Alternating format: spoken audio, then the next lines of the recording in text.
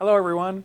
I don't know if I need to introduce myself, but some of you may not know me very well. So I'm Eric Howard, one of the educators here at Mercy EMS. So as you all know, we've started the quarterly intubation mandate for medics to get 3 intubations per quarter, whether you get them on real patients in the field or you get those incompetencies on our mannequins. I do know for a fact that we have many of our paramedics who are exceptional intubators and who have been taught very well and can actually spread their technique to other students as well. Also know that there has been some times that we have noted some deficiencies in paramedics in their technique. And so we're just going to go over a couple pitfalls of intubation, things to avoid, and not trying to sound pretentious like I'm the best intubator in the world, because I am not. But as someone who's been teaching intubation for over 40 years now, I would like to just go over some things that we would like for you all to avoid. And our educators are going to be actually trying to keep an eye on the technique of intubations during our competencies, just to see if we can help make your techniques a little bit better if you actually need some sharpening up on your skills. We do know that some of our areas get intubations quite often, and other areas don't get intubations very often. So it's pretty easy to get rusty. When you get rusty, it's easy to pick up some bad habits. So we want to kind of go over a couple of those today. And you guys are welcome to call or email me with any questions or disagreements. Or maybe you think that you have a technique to teach that would be a little bit better than mine. So as somebody who's been teaching intubation here at Mercy for over 40 years, I just wanted to share some of my knowledge that I've learned through the years with you all, and hopefully we can increase our intubation success rate and not cause patient harm with the techniques that we are using. So first thing I wanted to talk about, and these are some things that had been noted from some of our educators on the last quarter of things that they saw that they would like for us to avoid while we do our intubations, and we're going to go over each of those with you. First of all, the old hairy head. We've had this around for many, many, many years, as long as I've been in EMS. So I just wanted you guys to know, and I think this opinion is shared by many people, including academic institutions. As long as we are trying to practice intubation or have learned intubation on this guy right here, we probably picked up some bad habits. This is so rigid and it's so difficult to intubate for the most part that it actually causes people to have the bad habit of prying backwards on the teeth just to be able to see the vocal cords. And as we know, we can't do that in real life. So one alternative that we have come up with, and we're trying to have all the managers order these for your areas, is this new little guy right here. So we actually got this very cheaply. It's just a task trainer that we've found online. It's much less expensive than this guy here, who's very expensive and not very realistic. So if you don't have one of these in your area, ask your manager if they can actually work towards purchasing one of these and using this as your task manager. The first thing that I wanted to kind of talk about is the technique of intubation when we do actually intubate on this. When we go in here to intubate with this guy, and as you try to see the vocal cords, they're not there. It's really hard to see that. And I'm pulling up hard enough to where his head is coming off the table. Where I actually start to see the cords is when I actually start to crank back. I can now see the cords, and this is the model that makes us do that. And so we want to get away from practicing on a model that is this difficult, and we want to come to this guy right here. So the first thing that we have noticed is we know that when we go in with our laryngoscope, pardon me, that we want to use the technique of lifting up and out, and almost like we're trying to push this patient off the end of the bed, or we're trying to take this laryngoscope and hit whoever's at the head of our cot, and we never want to do back pressure like this. And so this other little model too, as you guys can hear, and I'll shut up so you can actually hear what it's saying, as I pry backwards, it actually tells me that I'm compressing the teeth, which we never want to do in a real patient. So first thing that we have noticed that I would like for you to try to avoid doing is the bad habit of this. So anytime you're intubating with your elbow on the table, as you guys can probably guess, what does that make me really want to do? I can't pick this patient up and move him off the table like this, or I can't go upward motion like this.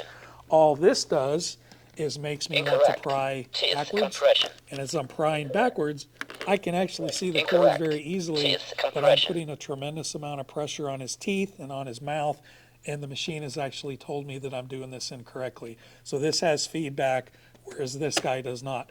So this is a really bad technique that we want people to try to avoid. If this is something that you do, we'd like to offer you a little bit better way to do that. The other thing that we have noticed that we would really like for you guys to avoid is when you put the laryngoscope in, we've noticed people putting their arms right on the patient's face as a rest and a fulcrum. This is essentially the same thing as putting your elbow on a table or on the cot.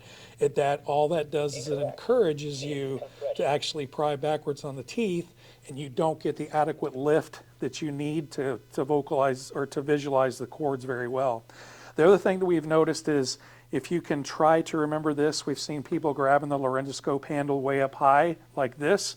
Also, when you grab it high like this, that is more of a reason for you to want to pry back as well. So what we recommend is I know some people are still using these laryngoscope handles here, but when you have the laryngoscope handle here, if you would just kind of come low.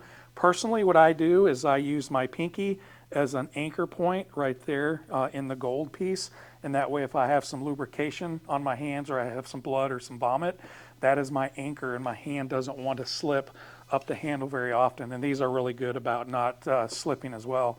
But when you hold down low, you don't have to put a death grip on it. As I'm holding down low, that actually helps me promote not prying on the patient's teeth. And also, as a personal instructional that I give the paramedic students that we have taught through the years, is I like to lock my wrist, I like to lock my elbow, and that way if my wrist and my elbow are locked, that really prevents me from ever having to come down here and bend my arm. But as soon as that arm bends, that's when the prying will actually start to begin. So if you lock your wrist, if you lock your elbow, now you use your shoulder as your fulcrum, and with my shoulder as a fulcrum is when I'm going to start going up and out, whether you're pretending to push that patient off the end of the cot or whether you're trying to hit the patient or your partner in the head that's standing at the foot of your cot with the laryngoscope. That actually helps promote a good technique. So as I do this and I'm lifting up and out, I can see the cords very easily. I'm nowhere near the teeth. Of course, on this guy, I'm raising his head off the bed because his head weighs nothing. But this is really the technique that we would like for our paramedics to start utilizing. So again, this poor technique, this is poor technique. Some people were taught that depending on the school that you went to. We would like for you to work on not doing that and instead lock your wrist, lock your elbow, use your shoulder as a fulcrum, and that will always keep you off the teeth and be able to visualize the cords a little bit better. A couple things about pediatric intubation and infant intubation. Luckily, we don't intubate kids and infants that often, and that's awesome. But the bad thing about that is when we do intubate an infant or somebody of smaller size, it's a stress for us, and it can be a little bit more difficult because we have not done that demographic maybe for half of your career, or it could have been a year or two or three. Some of paramedics in our system may have never intubated an infant, and that's awesome, but time will come when that could happen. So one thing we also notice, and I've learned this from neonatologists at Mercy through the years, is one thing that we encourage if you're going to intubate a child or an infant or a neonate is that we try to use the pediatric handle. And when we try to use the pediatric handle, it serves as a reminder to us that this is not a brute force technique. This should be only finesse. It's usually pretty easy to intubate an infant or a pediatric patient.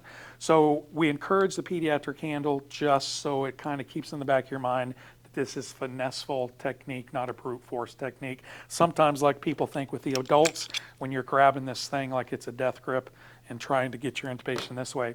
So when you're intubating a little guy like this, we just want to use a couple fingers. And when we put the laryngoscope in the mouth, we want to be sure that we are doing this delicately. And so you can actually see here, I'm just using a couple finger technique.